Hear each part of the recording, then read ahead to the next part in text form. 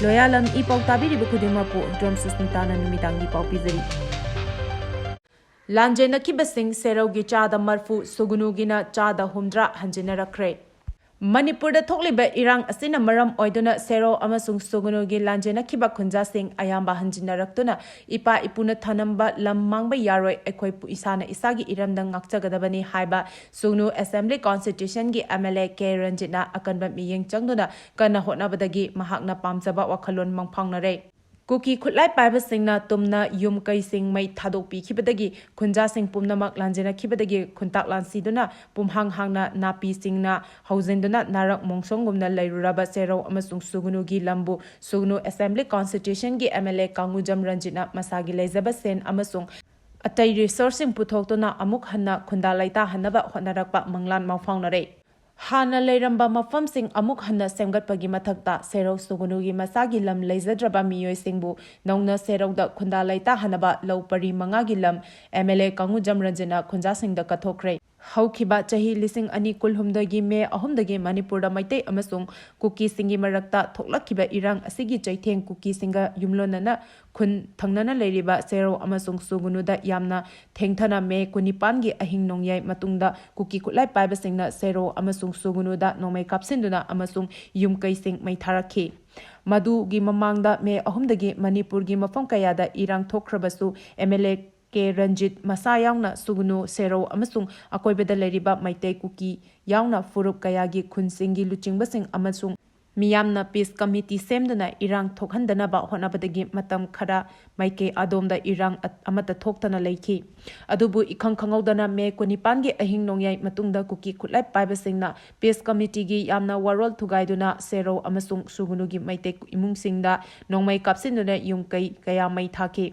Kuki Kutlai Paiba Singna Serou amasung Sugnugi maitegi yum punna chaungarom mai thake madugi manungda Sugnugi yum 52 oiraga atai yum singna Serou gini Serou amasung Sugnugi imung kayagi tumna mai thadokpi khraba imung kayagi miyoi sing amadi yum maidi chakhaudana imung mai kayagi miyoi sing yum thadoktana Manipurgi tongan ba mafam kayada lanjinaduna leikhi. Irang asina maram oiduna yum tumna mai chakhibaga loinana khunja sing pumnamak Lanjennakhibadagi pumhang hangduna lamangumna narak mongsong oina leiba Serou amasung Sugnugi lamsing aduda Lanjennakhiba imung kayagi miyoi sing asi amuk hanjinaduna khunda leita handaba yade haibagi achetpak wakhalon amada K Ranjitna thabak laukhatuna lakhi. Serou amasung Sugnuda leiba mahakaputna development ki thabak tawminaduna lapa committee gi miyoi singa tanaraga amuk hanna khunda leita hanabagi thabak paikhatpa horakpadagi ngasidi Serou amasung Sugnugi Lanjennaruraba imungi miyoi sing ayamba Serou amasung Sugnuda hanjinnarakle. Serou amasung Sugnugi lofam pumnamak amata hanghandana lau singu tawba ngamhale. Serou amasung Sugnugi manungda leiba hana macoi chingkhong maya kai nakna leramba imungsing masagi lau ingkhol leizadabadagi hana khangna chanaba singi ingkholda napchaduna sang macha ama saraga leramba lairaba imungi miyoi sing se yenglaga makhoigi mayum makai sarga ingkhol koiduna punna leiba yaba lau pari manga rongi Serou RCC thongkhongi awangda leiba ingkhol ama MLA K Ranjitna miyamda kathokre. Serou amasung Sugnugi Lanjennaruraba imung sing amuk hanna khunda laita hanabagi thaurang MLA K Ranjitna thawai yauna hotna jarakpagi mahai oina hauzik Serouda tongan mamafamda Lanjennaruraba imung singi Chada marfudi Serouda amuk hanjinaraktuna leire. Sugnugina Lanjennakhiba singi Chada humdra rongi imung sing hanjinaraktuna leire. Irang na maram oiduna Lanjennaduna lekhiba Serou amasung Sugnugi khunja singbu amuk hanna hanjinnanduna khunda leita hanaba paikhatlakiba thabak sing hauzik Serou amasung Sugnuda oiriba fibamgi matangda Sugnu SC MLA K Ranjitna hai Manipurda hauzik thokliba chahi ama makhairom pharaklaba irang asigi chaitheng nangliba Manipurgi chingkhong chingyada leiba kuki khutlai paiba singna yum kaimei thakraba maitei singi yum singi manungda masagi mafam aduda changsinduna lengakna piba rehabilitation gi scheme gi yum sanabagi masenthang loduna yum sabagi thabak hobasi Sugnu amasung Serou ne hauzik fawada deputy commissioner kakchingi makhada SDO waikhongdagi yum sanabagi anisuba phase fawagi sel fangduna Sugnu amasung Serouda masagi hanagi yumfam aduda punna yum chamaga humphumanga rom semgat sagatpagi thabak hauzik kana chathari haina MLA K Ranjitna phongdorakhi.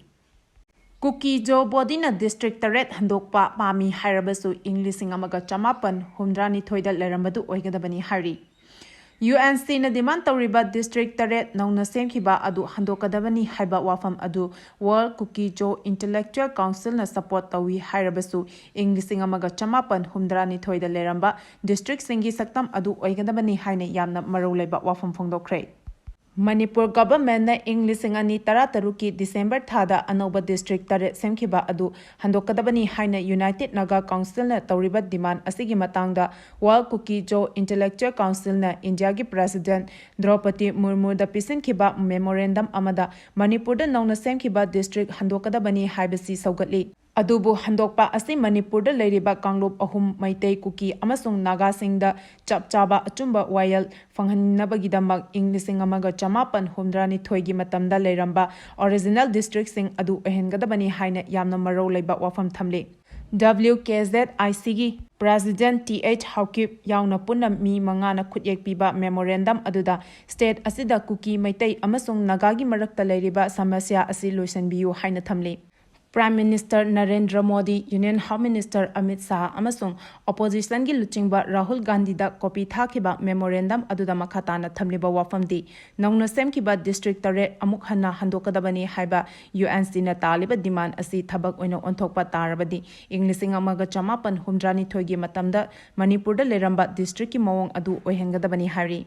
Panba yabadi English amaga chamapan humdrani thoigi matamda state asida leramba district ki mawong adu oirabadi hauzik leiriba district sing asi toklaga supnagi district khara khaktamak oigadabani. Paugi marak thatna loyalam E-PAO tabiriba kudimakna channel asibu nungsibiduna like amadi subscribe tawbiduna subscriber masing hengat hanbada adom sumating pangbiyu. Mathong maram khangdaba United Travel Council na naga miyamgi mahut sinbe yaroi haina UNC na phongdorakli. United Naga Council UNC gi maikaidagi kumjali singani kulhumdagi June tara tarukta lauthokiba wafam hongba leite miyamgi ayaba yaudana mathong maram khangdana lingkhatlakpa organization amadi union sing asina naga miyamgi mahut sinbe leite sinbasu yaroi hari.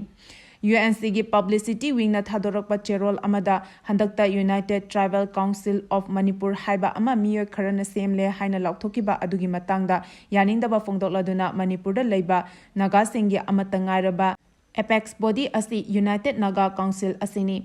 Council asina cherol ama thokliba asi chengum sobagumna maningda amadi mamangda United Tribal All Manipur Tribal Unity Indigenous Tribal Haidiba Loop Mayam Asina Naga Miyam gi mahut sinba yabanate. UNC gi maikaidagi social media amadi print media ki kuthangda lisingani kulhumdoi gi June tara tarukta lanai miyoi kharana loop pangsemda semlaga naga miyam gi mahut sinba yaroi haiba wafam phongdokre. Maram asina miyam khangna amadi ayaba pidana semba organization union natraga council na naga miyam gi mahut sinba yaroi hari. RK Ichan Thoide attack chatharamba thawong akanba mongda condemn tawkhre warep lawkhre. Haukiba tang tara humdoi numidang pung taret makhai khare helakpada KCP ni chingnaba singna Lamphai police station gi manung chanba tera lokra pamlei kaida leiba RK Ichan Thoigi yumgi dukanda bom langsilamba amasung KCP nongdreng khomba group na mahaput social media amasung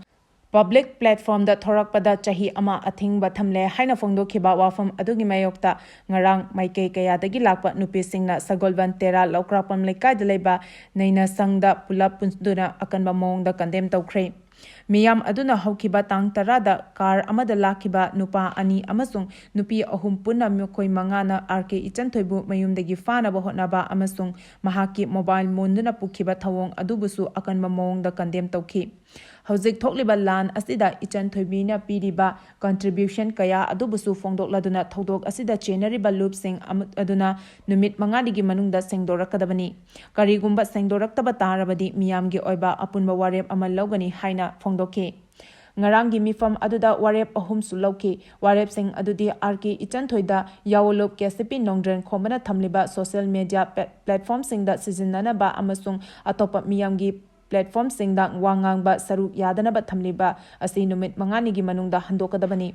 Micham miyam da kihan khangan ba bom langsin ba bom thamjin ba amadi nongmai kapsin ba asina chingba sing asi khudakta lepua amadi mathakta lokhiba warep sing asi KCP nongdren khomba group na thabak oina pangthok trabadi loop asida mateng pidaba haibasini. national integration tour saruk yagadaba sing lamthakre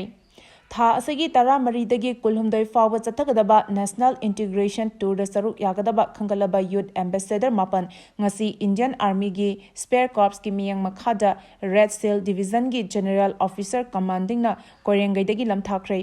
tour asigi saruk ama oina khangalaba youth ambassador adu Kolkata Taiwan amasung Silong da chatkani hari tour asida mafamsing asigi nat amadi chatnabasing yengbada natana mafamsing asida leiba Indian Army gi establishment sing dasu changani hari youth ambassador sing asina West Bengal khongchat ke manung chana Victoria Memorial Fort William Indian Army gi Eastern Command headquarter yauna tongan ba mafamda chatpagi khudong saba pigani hari Jamadar launabagi viva voice yaithoklei Manipur Police Department Jamadar MR IRB launabagi PIT amasung written test mai paklaba candidate singi interview viva voice October 13 tagi 13 fawba MPSC campus amasung district headquarter Kangpokpi da pangthokani haina tawramba adu matam kaktana yaithokle haina Manipur Police ki DGP gi cherol amana hari Aroibada maru aiba pau amuka hane pijari Lanjennakhiba Singh Serouda Chada marfu Sugnudana Chada humdra Hanjinhankhre Kuki Jo Bodina District Taret Handokpa Pami Harabasu English Amaga Chamapan Maudrani Thoida Lerambadu Oigadabani Hari Jamadar Launabagi Viva Boisi Matam Kaktana Yaithokle Hari Matang Asida Numidangi Pau Piba Loizare Tabiri Bakudima Po Amuka Hana Kurumjari